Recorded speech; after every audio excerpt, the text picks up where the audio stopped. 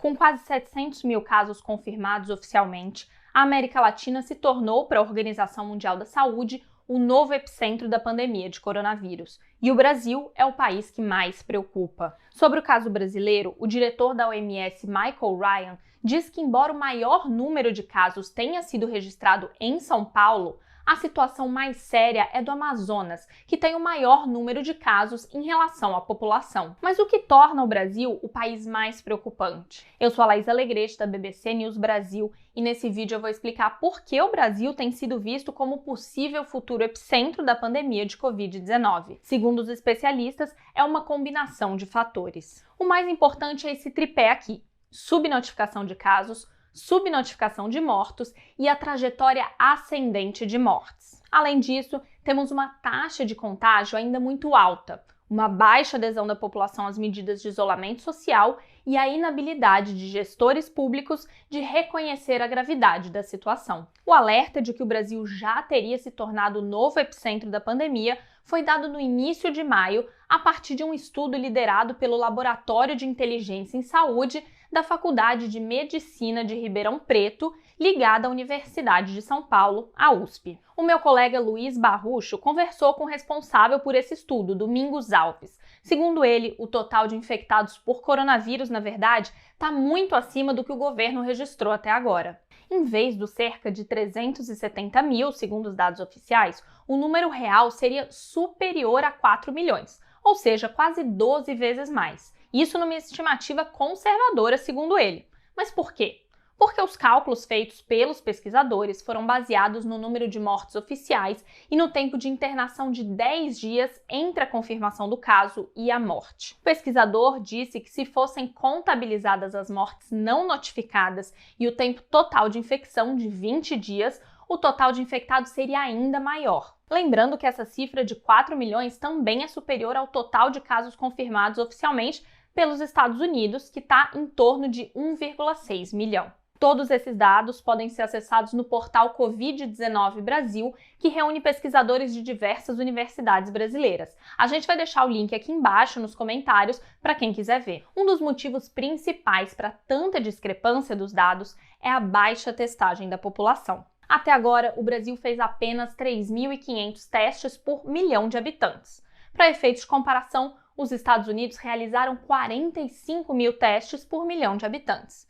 E a Espanha, o país que mais testou a população, fez 76 mil testes por milhão de habitantes, segundo a empresa de dados Statisa. Sem muitos testes, não dá para saber o tamanho do problema. Dessa forma, é mais difícil adotar medidas específicas para frear o contágio, seja pelo isolamento dos casos assintomáticos ou com sintomas leves, seja pelo rastreamento dos contatos desses infectados. Outros estudos sobre subnotificação feitos por pesquisadores brasileiros, apesar de adotarem metodologias diferentes, apontam nessa mesma direção. Vamos falar agora das mortes. Também temos subnotificação nesses números, embora menor que no número de casos. Segundo Alves, os cálculos preliminares apontam que os dados oficiais representariam apenas 60% do total de óbitos.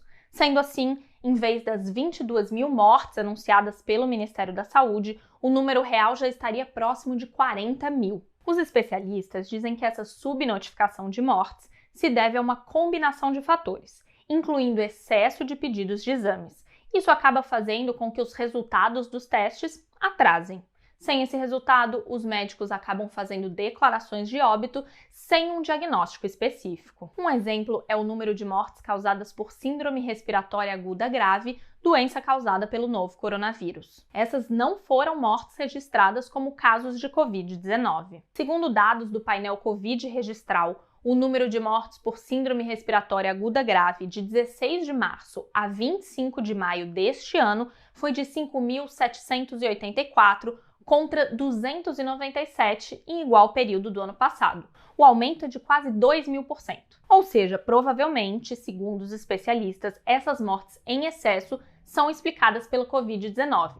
Mas como essas pessoas que morreram não foram testadas, não se pode colocar isso no atestado de óbito, pela razão que eu acabei de explicar. Além disso, devido à falta de estrutura, os laboratórios centrais de saúde pública responsáveis pela coleta de dados podem demorar quase um mês para entregar os resultados sobre o motivo do óbito. Meu colega Matheus Magenta conversou com o físico Roberto Krenkel, professor da Unesp e membro do Observatório Covid-19, uma iniciativa independente de 43 pesquisadores. Ele também chama atenção para o caso dos doentes que não passaram pelo sistema de saúde. Segundo ele, esses casos são quase impossíveis de serem quantificados, mas podem ser estimados por testes sorológicos em busca de quantas pessoas tiveram contato com a doença e desenvolveram anticorpos. O epidemiologista Paulo Lotufo, professor da USP, disse que descobertas recentes sobre a Covid-19 tornam ainda mais difícil monitorar o avanço da pandemia, porque muitas pessoas infectadas morrem sem apresentar os sintomas associados à doença, como febre ou falta de ar, e por isso nem chegam a ser testadas. Nos países mais afetados pela pandemia, os hospitais têm recebido cada vez mais pacientes com problemas cardíacos e renais causados pela doença. Vem surgindo ainda estudos que vinculam a ação do vírus em crianças à síndrome do choque tóxico, doença rara que pode gerar insuficiência renal aguda. Por último, a trajetória ascendente de mortos. Olha esse gráfico aqui. Viram como a curva de mortos no Brasil continua a subir, enquanto a de outros países já aponta para baixo na mesma fase da pandemia? Se tudo continuar do jeito que está, o Brasil pode ultrapassar os Estados Unidos. E não chegamos nem ao pico. Esse gráfico mostra o número de mortos por dia, baseado na mediana dos últimos 7 dias. Ou seja, o que você vê no dia de hoje, por exemplo, não é a quantidade de pessoas que morreram no dia anterior, mas a média de mortos registrados nos 7 dias anteriores. Isso é importante porque reduz possíveis distorções e permite uma comparação mais adequada, segundo os especialistas. Lembrando que a pandemia atingiu os países em momentos diferentes. No Brasil, ela teria começado depois da Ásia, Europa e Estados Unidos. Por causa desse tripé que eu acabei de falar, os especialistas dizem que precisamos urgentemente fazer algo para conter a expansão do vírus. Mas, segundo eles, a inabilidade dos gestores públicos em admitir a gravidade da pandemia e tomar medidas para confinar a população vem contribuindo para o ritmo de expansão da Covid-19 no Brasil. Crítico do lockdown, o presidente Jair Bolsonaro alega que o custo econômico de um confinamento nacional